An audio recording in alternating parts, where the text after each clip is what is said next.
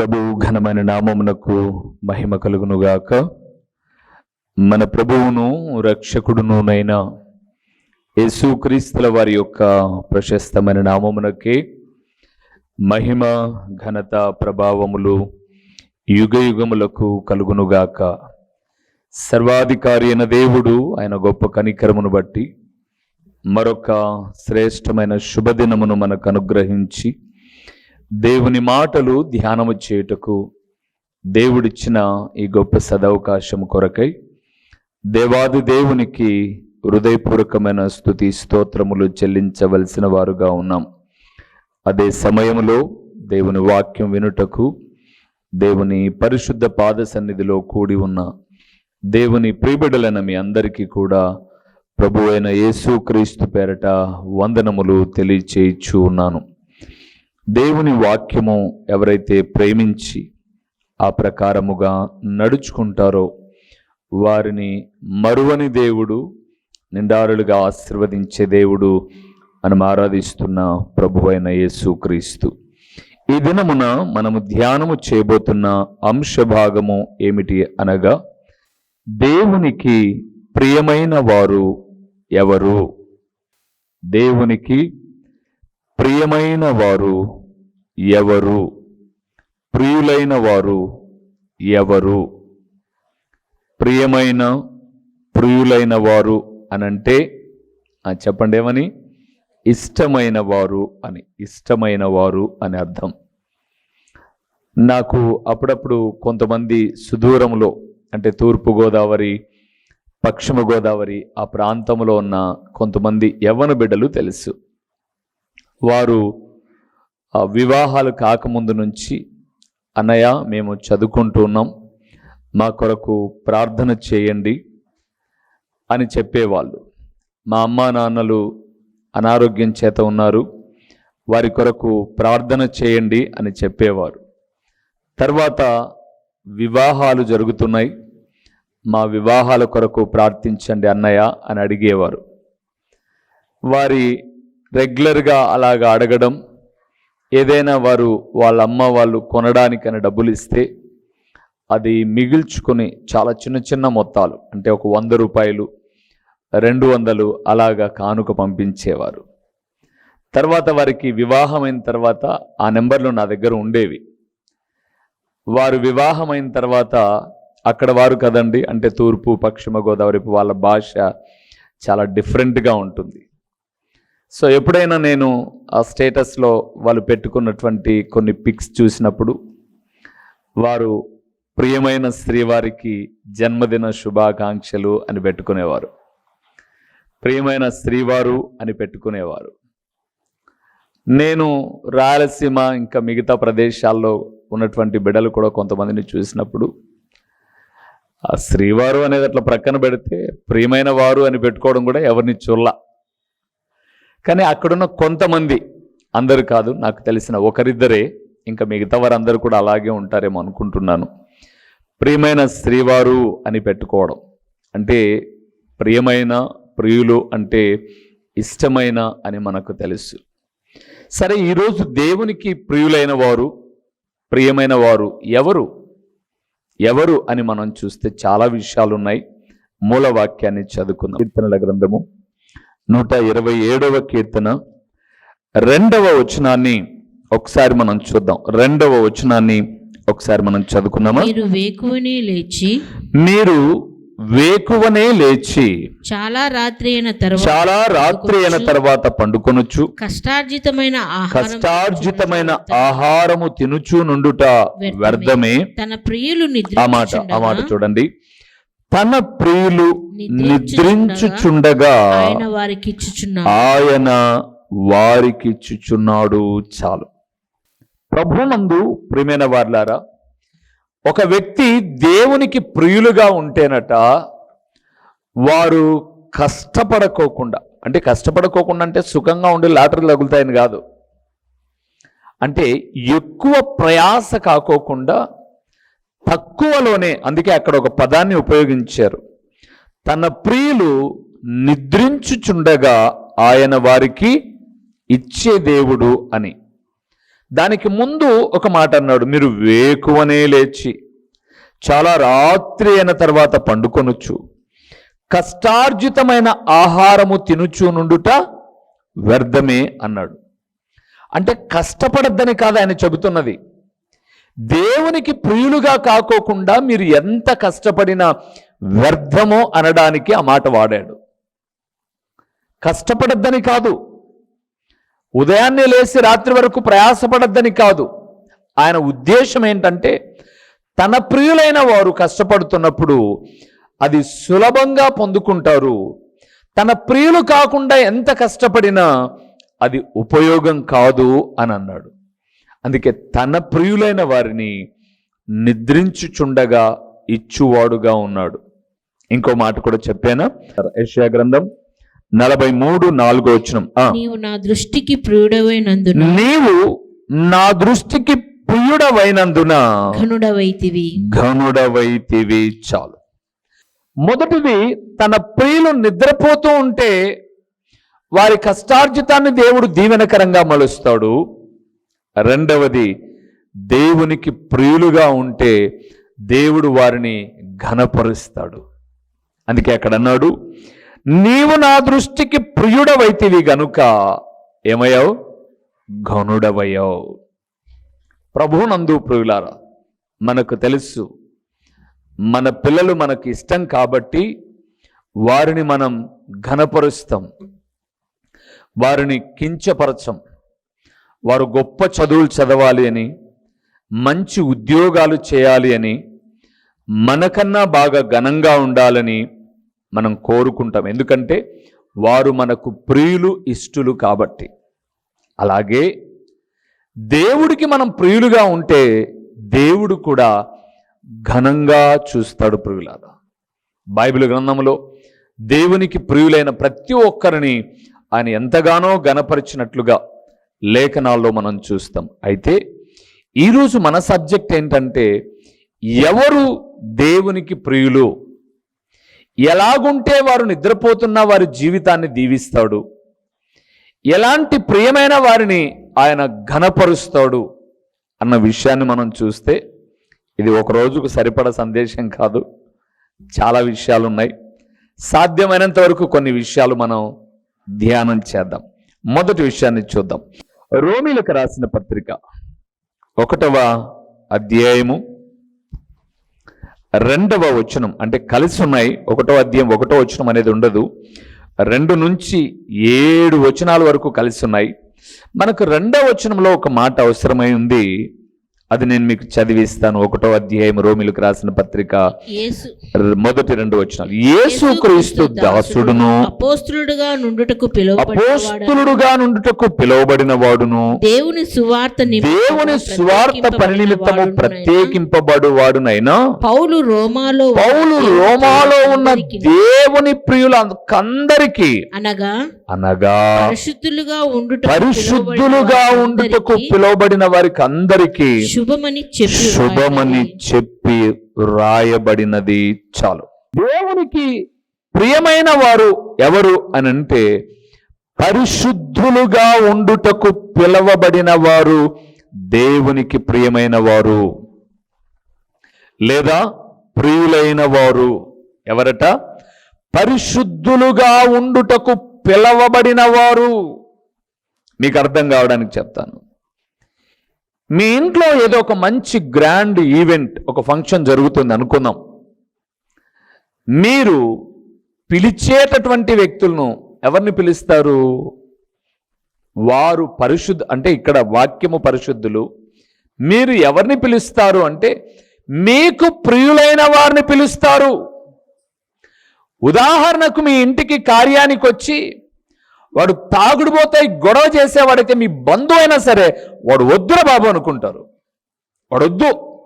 వాడు వస్తే తాగి ఏదో గొడవ చేస్తారు, వద్దు.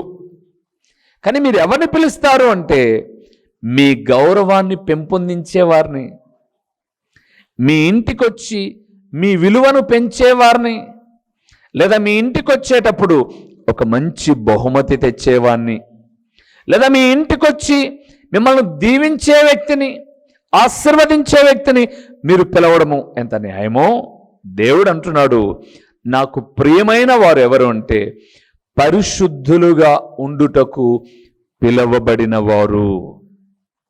అవును ప్రియులారా, బైబిల్ గ్రంథాన్ని మనం చూస్తూ ఉన్నప్పుడు ఆయన ఎవరిని పిలిచాడు అని అంటే పరిశుద్ధులుగా ఉండుటకు నిశ్చయిత కలిగిన వారిని పిలిచాడు. యేసుప్రభుల వారి శిష్యుల్ని మనం చూస్తే 12 మంది వాళ్ళు పరిశుద్ధులు కాదు. వాళ్ళ పనులు, వాళ్ళ వృత్తులు వేరు. ఒకరేమో చేపలు పట్టేవారు, ఒకరేమో పన్నులు రాసేవాళ్ళు, ఒకరేమో సుంకపు గుర్తుదారు, అలాగ ఒక్కొక్కరు ఒక్కొక్క పనిలో ఉన్నారు. కానీ వారిని పిలవగానే వారు ఏమయ్యారు? పరిశుద్ధులయ్యారు. ప్రభు కొరకు సాక్షిగా ప్రియమైన వారుగా జీవించారు. మీరు గమనించి చూడండి ప్రియులారా, ఆయన ఎవరినైతే పిలిచాడో వారు పరిశుద్ధంగా బ్రతికారు. మరలా పాపపు బ్రతుకుకు వెళ్ళలా వాళ్ళు. ఒకసారి ఆయన చనిపోయినప్పుడు వద్దు ఇంకా చేపలు పట్టుకోవడానికి వెళ్తాం అని శిష్యులు వెళ్ళినా ఆయన ఇంకా ఆరోహణము కాలేదు కాబట్టి వారిని పిలిచి బలపరిచాడు. తర్వాత మీరు చూస్తే ప్రియులారా, మరణపు బంధకాలు వారిని చుట్టుముట్టినా, చావు వారిని దరిచేరిన పరిశుద్ధతను వారు ఏం కాలా? కోల్పోలా. దేవునికి ప్రియంగానే ఉన్నారు. చచ్చిపోయేంత వరకు విడిచి వచ్చిన ఏ వృత్తిని వారు చేయలే ప్రియులారా, విడిచిన ఏ పాపాన్ని వారు చేయలే. అందుకే వారి పేరులు జీవగ్రంథమందు లిఖించబడ్డమే కాకుండా ప్రభువారు చెప్పాడు, మీరు 12 గోత్రాల వారికి మీరు 12 సింహాసనముల మీద కూర్చొని ఏం చేస్తారు? తీర్పు తీరుస్తారు. శిష్యులను పిలిచాడు, పరిశుద్ధులయ్యారు, ఇంకా పరిశుద్ధంగానే బతికారు వాళ్ళు. మనల్ని కూడా పిలిచాడు పరిశుద్ధులుగా ఉండడానికి. మనం ఎలాగ బ్రతుకుతున్నాం? ప్రార్థనలో ఉన్నప్పుడు మాత్రం పరిశుద్ధత, బయటికి వెళ్ళిపోయిన తర్వాత పాపము చేస్తే నిజంగా మనము ఆయనకు ప్రియమైన వారిమి కాలేం. ఆయనకు ప్రియులుగా ఉండలేం ప్రియులారా. అందుకే ఆయన అంటున్నాడు, పరిశుద్ధులుగా పిలువబడిన వారికి ఏమని చెప్పాడు? శుభమని చెప్పి రాయనది అన్నాడు. అంటే వారికి శుభం కలుగుతుంది. పరిశుద్ధులుగా ఉంటే కొన్ని కష్టాలు ఎదుర్కోవచ్చు, కానీ వారికి తప్పనిసరిగా ఏం కలుగుతుంది? శుభము కలుగుతుంది, అంటే మేలు కలుగుతుంది. ఎవరు దేవునికి ప్రియులు అంటే పరిశుద్ధులుగా ఉండుటకు పిలవబడిన వారు, ప్రియమైన వారు. రెండవది ఎవరో చూద్దామా? ఎఫెసీయులకు రాసిన పత్రిక, అపోస్తలుడైన పౌలు ఎఫెసీయులకు రాసిన పత్రిక 5వ అధ్యాయము మొదటి వచనాన్ని ఒకసారి మనం చూద్దాం ప్రియులారా. మొదటి వచనాన్ని చూస్తున్నాం. కావున మీరు ప్రియులైన పిల్లల వలె దేవుని పోలి నడుచుకొనుడి. చాలు. రెండవది ప్రియులారా, ఎవరు దేవునికి ప్రియమైన వారు అంటే మొదటిది పరిశుద్ధులుగా ఉండుటకు పిలువబడిన వారు, రెండవది దేవుని పోలి నడుచుకునేవారు. ఎవరిని పోలి? దేవుని పోలి నడుచుకునేవారు. మీకు తెలుసు, మీరందరూ ఈ వాక్యం వింటున్న బిడ్డలు చాలా వరకు తల్లులుగా, తండ్రులుగా బాధ్యతలు నిర్వర్తిస్తున్న వారే. మీ పిల్లలు చిన్నప్పుడు చేసిన కొన్ని విన్యాసాలు మీకు గుర్తుకొస్తూ ఉంటాయి.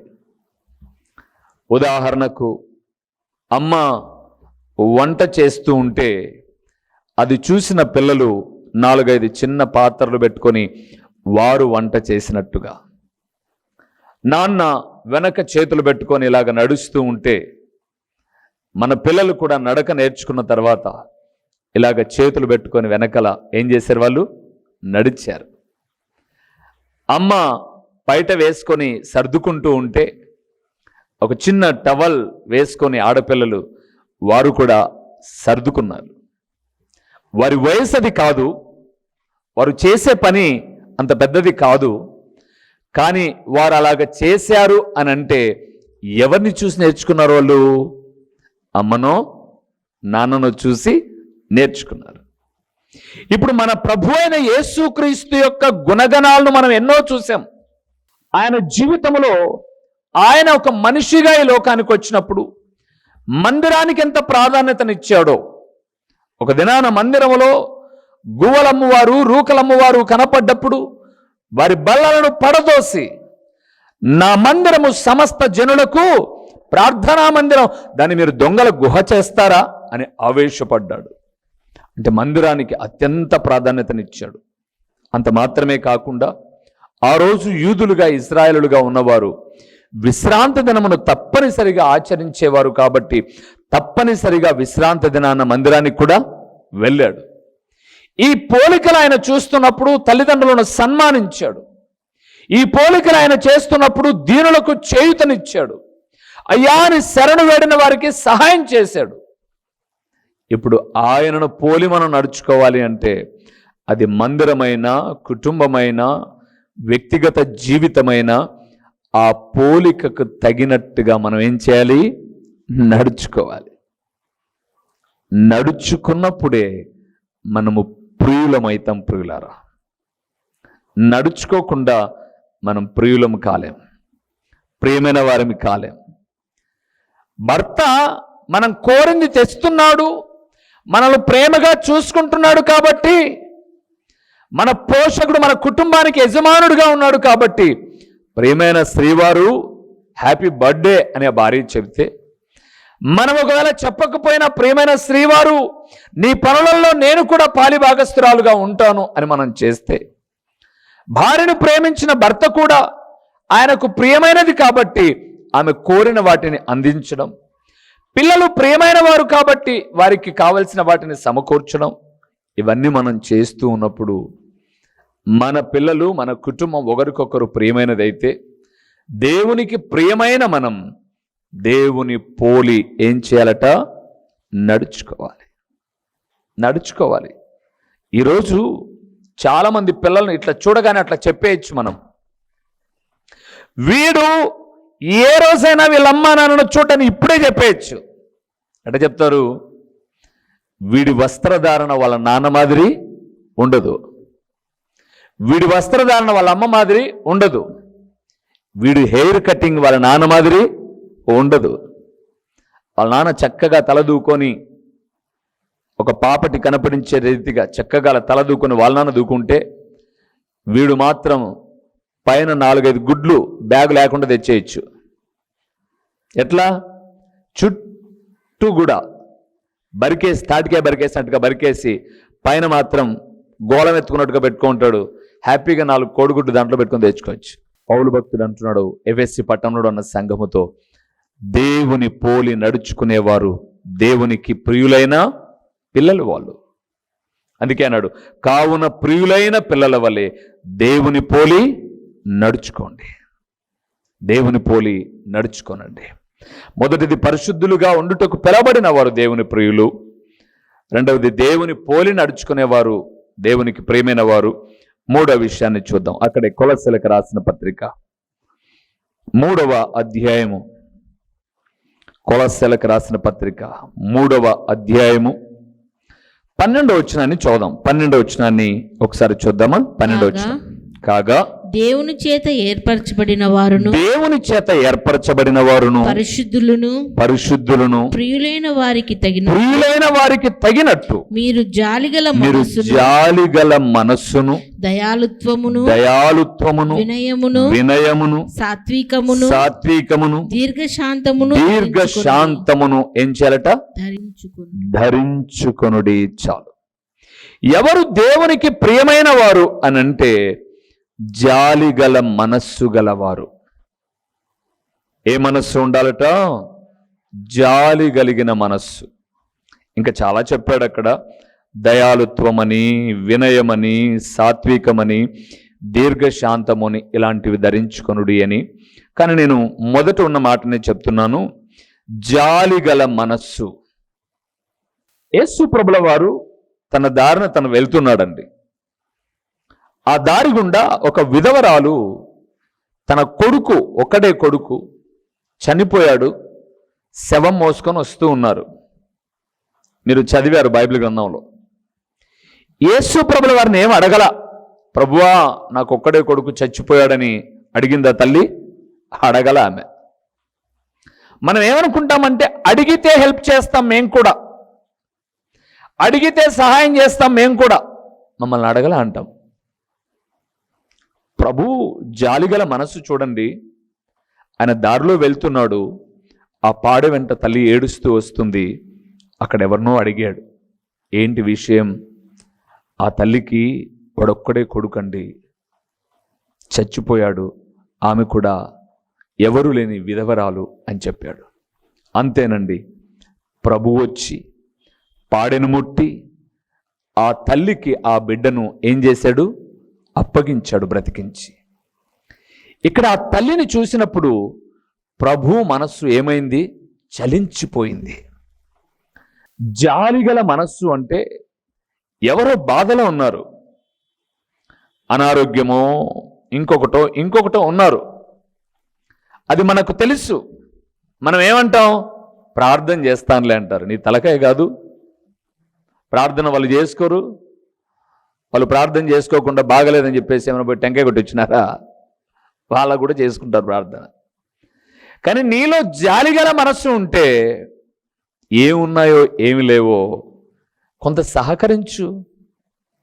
నీ దగ్గర ఉంటే ఇవ్వు, లేకపోతే నాకేమి ఇవ్వద్దు, ఈ 500తో ప్రస్తుతానికి వెళ్ళి చూయించుకో. జాలిగల మనస్సు అడగకుండా ఎదుటి వ్యక్తి బాధను గుర్తించి సహకరిస్తుంది. యేసు ప్రభుల వారి మనస్సును మీరు అలాగే గమనిస్తే బైబిల్ గ్రంథంలో ఆయన ఏ ఇంటికైనా వెళ్ళినప్పుడు, ఒక ఇంటికి వెళ్ళాడు, ఒక అధికారికి ఒకటే కూతురు. ఈ ప్రభువారు అక్కడికి వెళ్ళేసరికి ఆ పాప ఆల్రెడీ ఏమైపోయింది? చచ్చిపోయింది. అక్కడున్న వాళ్ళు అన్నారు, బోధకుని శ్రమ పెట్టగాకు, ఇంకెందుకు శ్రమ పెడతావు, ఆల్రెడీ చనిపోయింది అని చెప్పారు. కానీ ఆ తండ్రిని ఆ ప్రభు ఎలాగ ధైర్యపరుస్తున్నాడంటే, నమ్మిక మాత్రం ఉంచు. అందుకే ఎవడైతే ఆ చచ్చిపోయింది అని చెప్పి బయట ఉన్నారో వాళ్ళని ఎవరిని లోపలికి పిలుచుకురాలా. ఆ చిన్నది నిద్రించుచున్నది అని చెప్పాడు. వాళ్ళందరూ నవ్వుతున్నారు, ఏం పిచ్చి పట్టిందా వీడికి, చచ్చిపోయినవని పెట్టుకొని నిద్రపోతుంది అంటాడు అని నవ్వుతూ ఉన్నారు.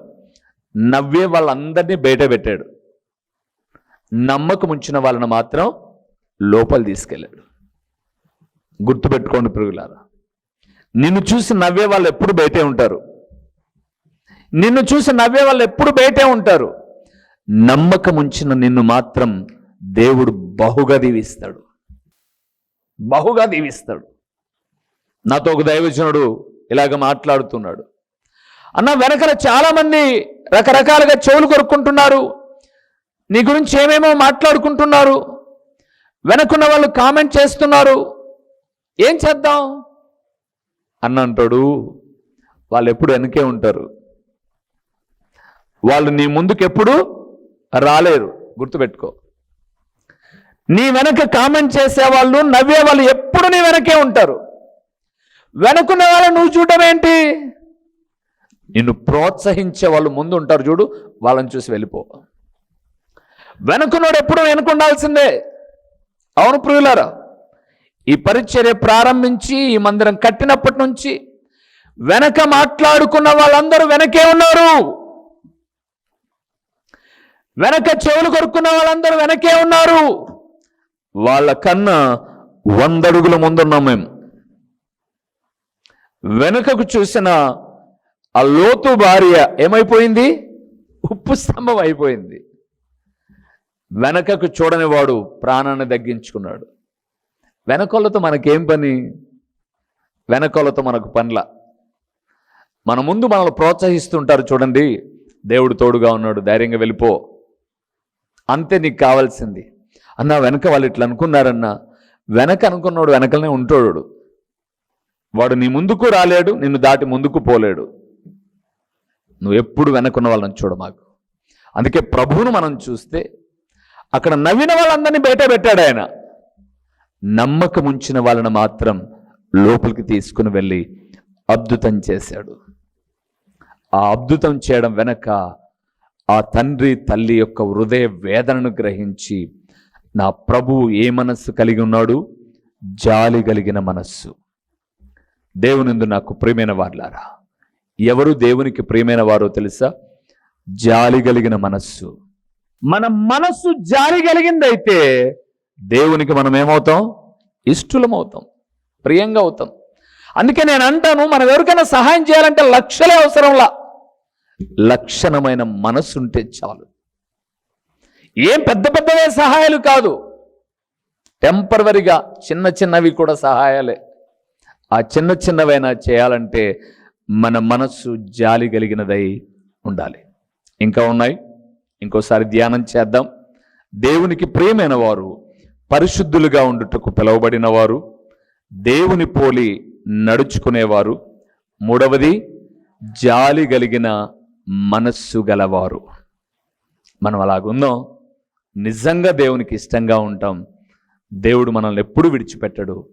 ఒకవేళ ఈరోజు మనం ఏదైనా విత్తాము అంటే ఖచ్చితంగా మీరు గుర్తుపెట్టుకోండి, విత్తనము వేయకోకుండా ఎప్పుడు చెట్టు రాదు, ఫలాలు రావు. ఖచ్చితంగా ఫలాలు రావాలంటే అది ఇప్పుడు కాదు, ఇప్పుడు విత్తనం ఎత్తితే రేపు రావు ఫలాలు, కానీ తగిన సమయంలో వస్తాయి. ఆ ఫలాలు రావాలంటే ముందు మాత్రం కంపల్సరీ చేయాల్సిన పని ఏంటి? విత్తనం ఎత్తాలి. ఆ మనస్సు మనం కలిగి ఉంటే దేవుడు మన బిడ్డలను మనను విడిచిపెట్టడు. పురుగులారా, ప్రార్థన చేద్దాం. దేవా, ఎవరు ప్రియమైన వారో చెప్పారు మీరు. ఆ మాట విన్న మేము ఉండాలి ప్రభువా నీకు ప్రియమైన వారుగా. మా దేవుడువైన నీవు మాకు ప్రియమైన వ్యక్తివే. నీకు ప్రియంగా ఉంటే కష్టపడుతున్న ఫలాలను, కష్టార్జితాన్ని దీవించి నీ ప్రియులు నిద్రిస్తుండగా ఇస్తావు. నీకు ప్రియంగా ఉంటే ఘనపరుస్తావు. అయితే ఎలాగ ప్రియులమో తెలుసుకునే మనస్సును మాకి అని ప్రభువును అడుగుదాం. చెప్పిన మాటల ప్రకారంగా నడుద్దాం, ఆశీర్వదించబడతాం. ప్రార్థన చేసుకుందాం. మహాపరిశుద్ధుడువైన మా ప్రియమైన పరలోకపు తండ్రి, మహోన్నతుడువైన దేవా, మీ ఘననామమునకు స్తోత్రములు చెల్లిస్తూ ఉన్నాము నాయన. ఈ లోకంలో మేము చాలామందికి నచ్చవచ్చు, నచ్చకపోవచ్చు, కానీ మీకు నచ్చితే మీరు మమ్మల్ని ఘనపరుస్తారు. మీకు ఇష్టంగా ఉంటే మేము చేసే పనిని దీవించి ఆశీర్వదిస్తా అన్నారు. మరి ఎలాగ ఉండాలి మీకు ఇష్టంగా? ఎవరు మీకు ప్రియులైన వారు అని మమ్మల్ని మేము పరీక్షించుకుంటున్నప్పుడు మీ లేఖనం మాట్లాడుతుంది, పరిశుద్ధులుగా ఉండుటకు పిలువబడిన వారు. నా తండ్రి, అంత మాత్రము కాక మిమ్మల్ని పోలి నడుచుకున్నవారు. మూడవదిగా, జాలి కలిగిన మనస్సు కలిగిన వారు. ఇంకా కొన్ని విషయాలు ఉన్నాయి. రాగల దినాల్లో ఆ మాటలు ధ్యానం చేయడానికి మీ ఆత్మ నడిపింపునివ్వండి. ఈ వాక్యం విన్న మా ప్రియులందరూ కూడా నాయనా మీకు ప్రియమైన వారుగా ఉండడానికి, ప్రియులుగా ఉండడానికి, ఎట్టి మనస్సును ఆయుధముగా ధరించుకోవడానికి సహాయము చేయండి. ప్రకటించబడిన పరలోకపు సంగతులు వ్యర్థముగా పోకుండా సారవంతమైన నేలను పడిన విత్తనము వలె 30దంతలుగా, 60దంతలుగా, 100అంతలుగా ఫలింపచేసి మీ ఘననామానికి మహిమ ఘనత ప్రభావాలు మీరు కలుగు చేసుకొనుమని, బలహీనులను బలపరచండి, కృంగిన వారిని లేవనెత్తండి, ధైర్యము చెడిన వారిని ధైర్యపరచండి, ప్రతి ఒక్కరిని మీరు ఆకడకు సిద్ధపరచుమని ఈ మనవులన్నీ కూడా మా ప్రభు అయిన యేసుక్రీస్తు పేరట దీన మనస్సుతో అడిగి పొందియున్నాము తండ్రి. ఆమేన్. మా చిరునామా దైవజనుడు బ్రదర్ ఓ రూబేన్ గారు, క్రీస్తు ప్రార్థనా మందిరం, డోర్ నెంబర్ 1-10-386, నగరిగుట్ట, పులివెందుల, కడప జిల్లా. మీ ప్రార్థన అవసరాల కొరకై సెల్ నంబర్ 9989067409.